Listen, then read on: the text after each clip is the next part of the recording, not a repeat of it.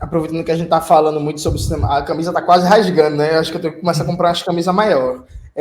Aproveitando que a gente tá falando sobre cinema novo, entrar numa pergunta sobre essa temática. É engraçado que eu não mandei roteiro nem nada pro Felipe, né? Falei, ó, vamos no improviso. Ô, Felipe, e o cinema novo? Porque assim, o cinema novo é isso. Eu não convivo em ciclos de cinéfilo, né? Acho que a pessoa mais cinéfila que eu tenho no meu redor é Eribaldo. Eribaldo gosta de ver uns filmes diferentes. Mas assim, nos ciclos de esquerda, eu acho interessante, e aí talvez seja uma evidência anedótica dos meus ciclos, né? Esse é um ponto importante também.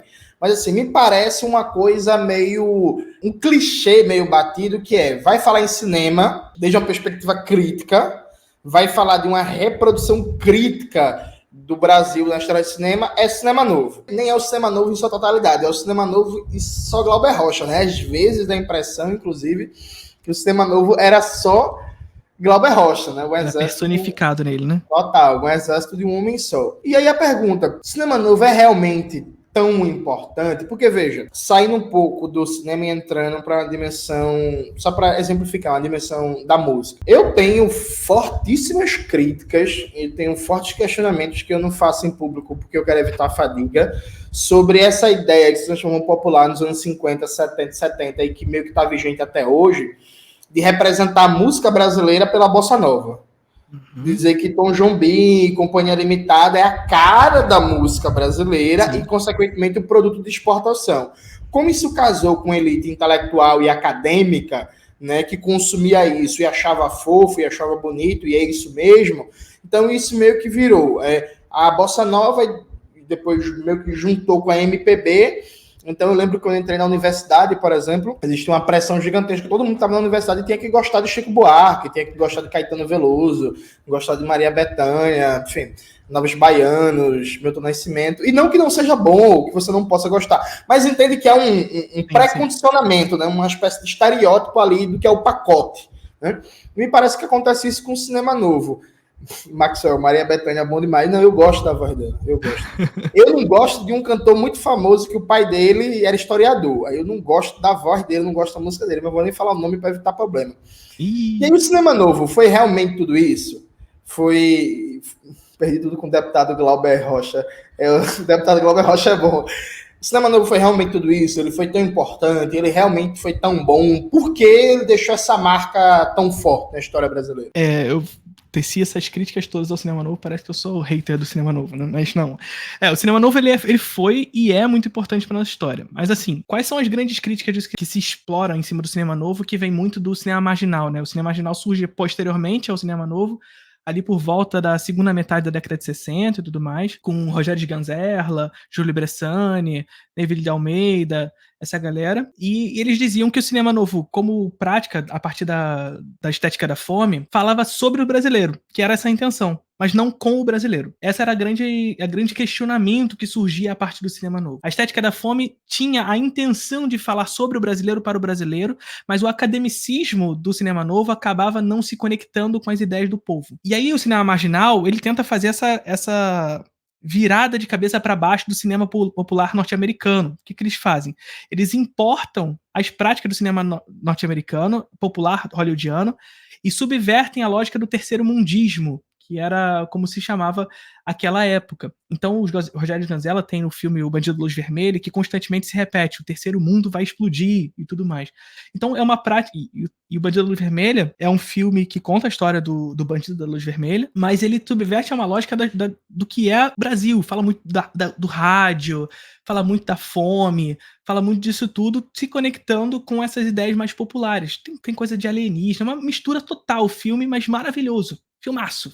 Um dos maiores filmes do nosso cinema. Mas a grande crítica era justamente essa não conexão com o povo, apesar de falar sobre o povo. E, portanto, uma visão quase que da Torre de Marfim, dessa pessoa que olha de cima para a coisa, tornando a coisa menor do que quem olha. né? Afinal, se eu sei como olhar de longe, de distanciado, significa que eu sei mais sobre a coisa do que a própria coisa. Mas, por outro lado, o surgimento do cinema novo ali no início da década de 60 tem muito a ver com as práticas que surgem nesse contexto no sul global como um todo, na verdade. A gente precisa lembrar que ali na década de 40, no final da Segunda Guerra Mundial, na verdade, na Itália, surge um movimento importante para a história do cinema mundial, que é o neorrealismo italiano. E o neorrealismo italiano inaugura uma estética de acusação muito importante, que é essa estética realista do neorrealismo, né?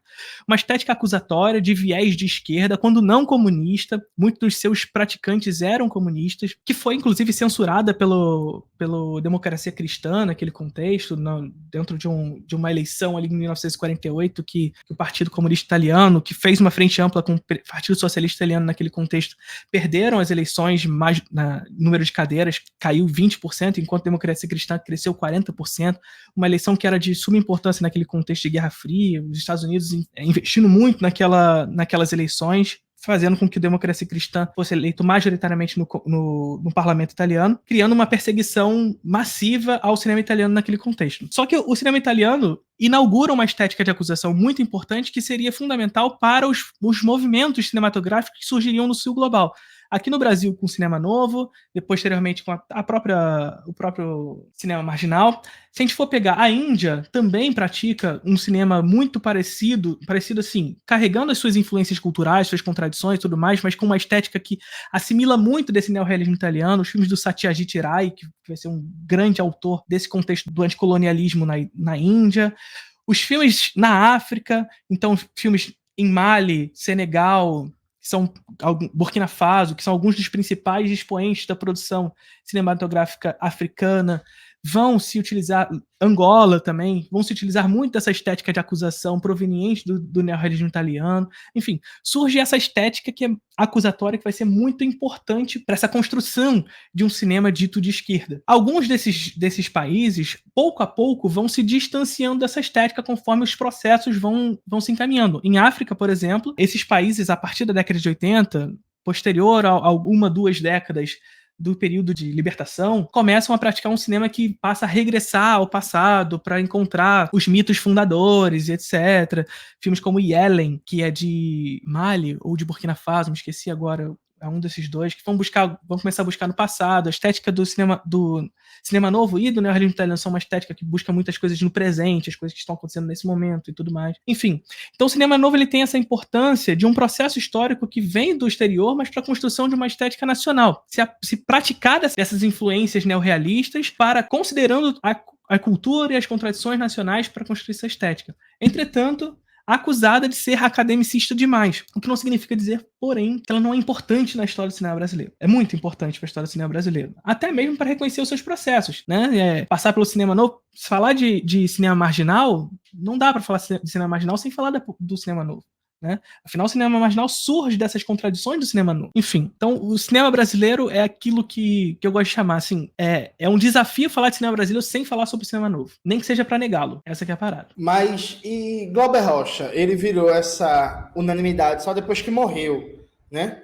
Me parece que ele aconteceu meio que é isso. Depois que ele morreu, ele virou uma espécie de um dos grandes nomes incontestáveis do cinema brasileiro, mas na época dele me parecia bem mais controverso do que passou a história depois, né? Eu acho que ele ainda é muito controverso pelas suas opiniões, pelas suas falas e tudo mais. Ele ainda continua controverso, mas a figura dele é incontestável nesse sentido. Mas isso, não acho que por isso ele deixe de ser controverso dentro do debate político. Mas naquela época ele já era muito valorizado. O próprio Nelson Pereira dos Santos, se eu não me engano, que é para mim, particularmente, o maior cineasta da história do nosso cinema, dizia que ele era a cara do cinema novo. Dizia que o Glauber Rocha era a cara do cinema novo. Então, assim, desde aquele contexto, ele já era isso tudo, até pelas suas falas, pela sua maneira, sua eloquência, pelo seu posicionamento em favor do cinema brasileiro, desde sempre. Ele se posicionou à frente para o cinema brasileiro, em defesa do cinema brasileiro no Brasil e no exterior, né? Era um cineasta que era muito exportado, que ia sempre para o estrangeiro defender o cinema brasileiro nesse sentido, e por isso ele foi ganhando notoriedade no debate político. Mas seus posicionamentos também o causaram naquele contexto e até hoje, menos, até pelo distanciamento temporal, contradições sobre a sua figura. Até ali pelo final da ditadura, inclusive, ele foi uma figura meio... Ele, né? ele tentou se aproximar do regime, né? Elogiou o Golbery, ele elogiou o Golbery e o Darcy Ribeiro como os dois grandes gênios da raça. Sim. Do Brasil na época, vê que viagem. Agora... mas isso tudo demonstra muito aquilo que eu falei pra você, né? De como o Cinema Novo ele se aproximou da Embrafilme e estava dentro do contexto da ditadura militar. Era uma empresa brasileira de cinema, portanto, refém, digamos assim, às práticas do governo militar.